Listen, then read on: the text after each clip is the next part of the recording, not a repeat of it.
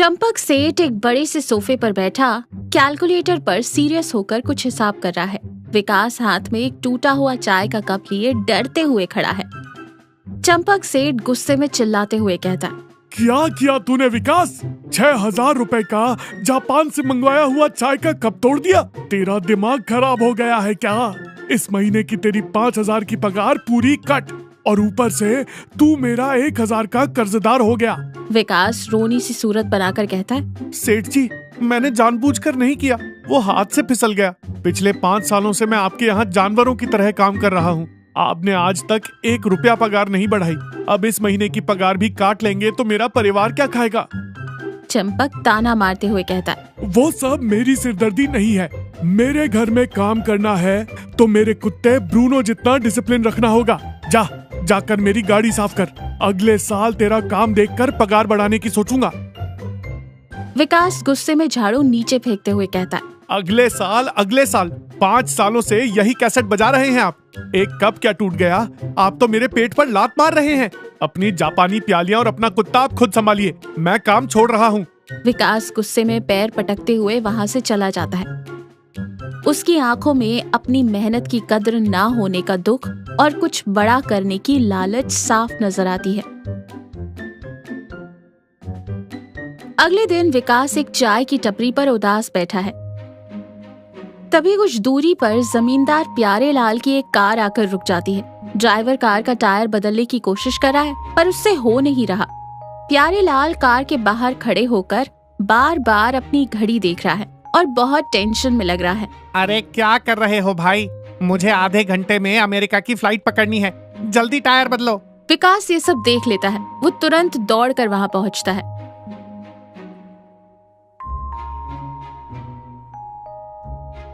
साहब, आप हटिए, ये जैक ठीक से नहीं लगा है, मैं कर देता हूँ।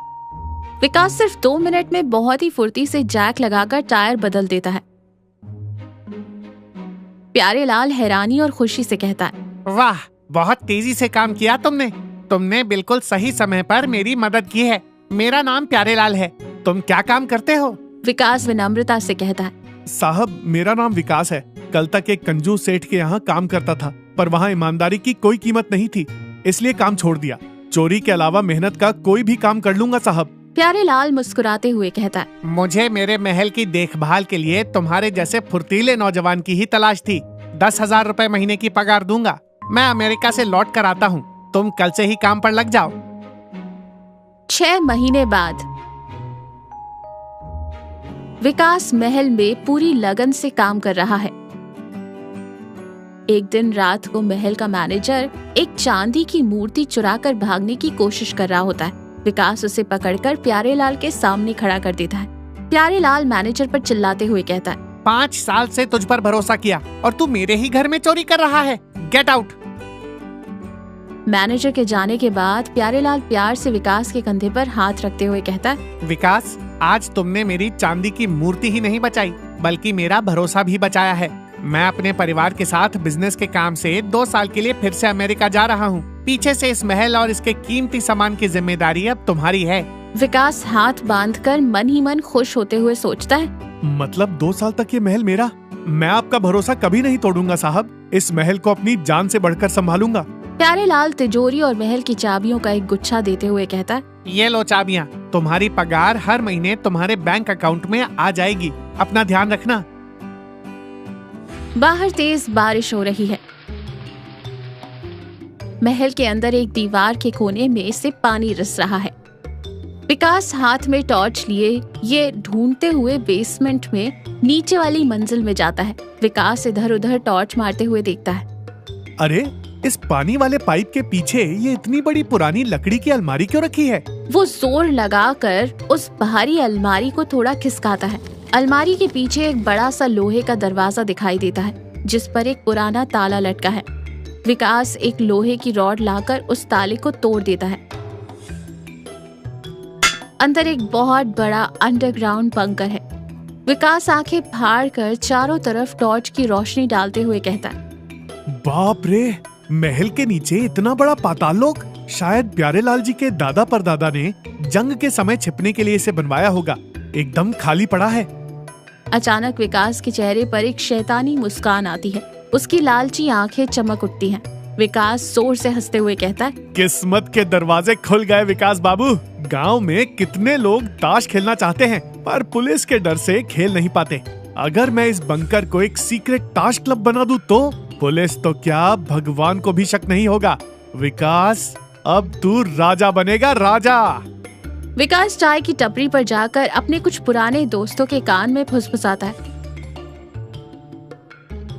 उसके बाद वो महल के मेन गेट के बाहर एक बड़ा सा बोर्ड लगा देते हैं, श्री प्यारे लाल जन कल्याण समिति, मुफ्त सहायता केंद्र।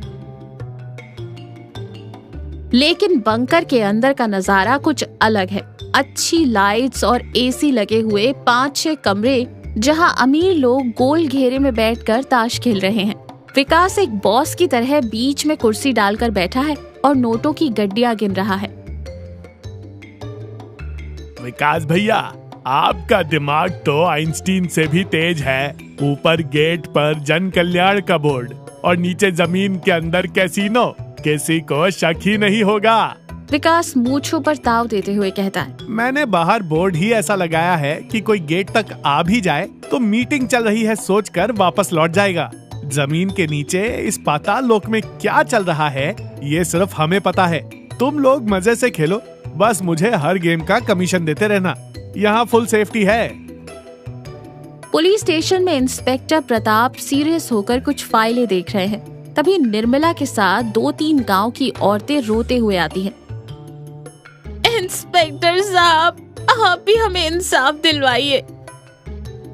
क्या बात है बहन जी, क्या आपके पतियों ने शराब पीकर मारपीट की है?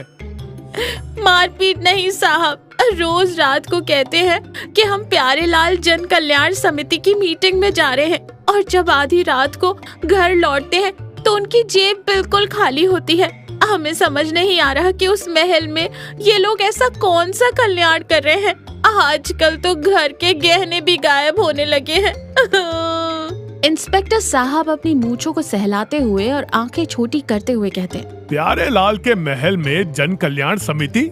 अरे प्यारे लाल जी तो अमेरिका में हैं, फिर ये मीटिंग्स कौन ले रहा है? मुफ्त सहायता केंद्र जाने वालों की जेबें भरनी चाहिए, ये खाली कैसे हो रही हैं? लॉजिक समझ नहीं आ रहा। दाल में कुछ काला नहीं, पूरी दाल ही काली है। चलो मैं खुद जाकर देखता हूँ।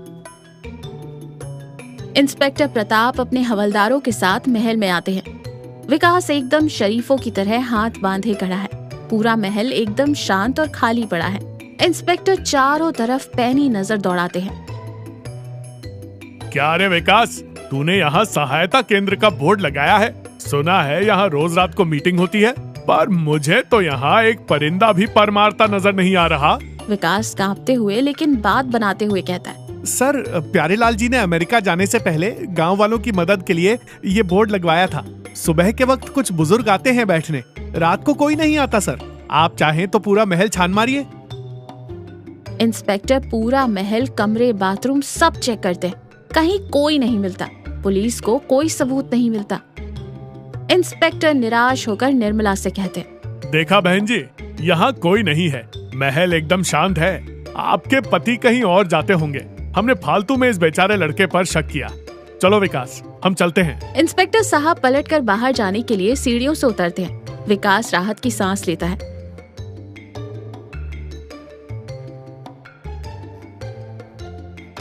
और अपनी कॉलर खड़ी करता है कि तभी इंस्पेक्टर के हाथ से उनकी लाठी छूटकर सीढ़ियों के पास जमीन पर गिर जाती है।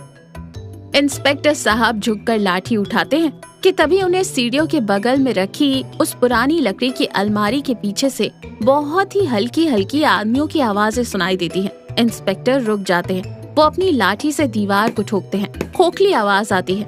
इंस्पेक्टर आंखें बड़ी करके दीवार की तरफ देखते हैं। ये दीवार खोखली है, इसके पीछे खाली जगह है। इंस्पेक्टर पूरे जोर से उन अलमारियों को धक्का देते हैं। अलमारी खिसकते ही लोहे का वो भारी दरवाजा नजर आ जाता है। विकास की तो जैसे सांस ही रुक जाती है। उसके माथे पर पसीना आने लगता है। इंस्पेक्टर उस लोहे के दरवाजे पर जोर से लात मारते हैं। दरवाजा खुल जाता है। अंदर सीढ़ियां नीचे जा रही हैं।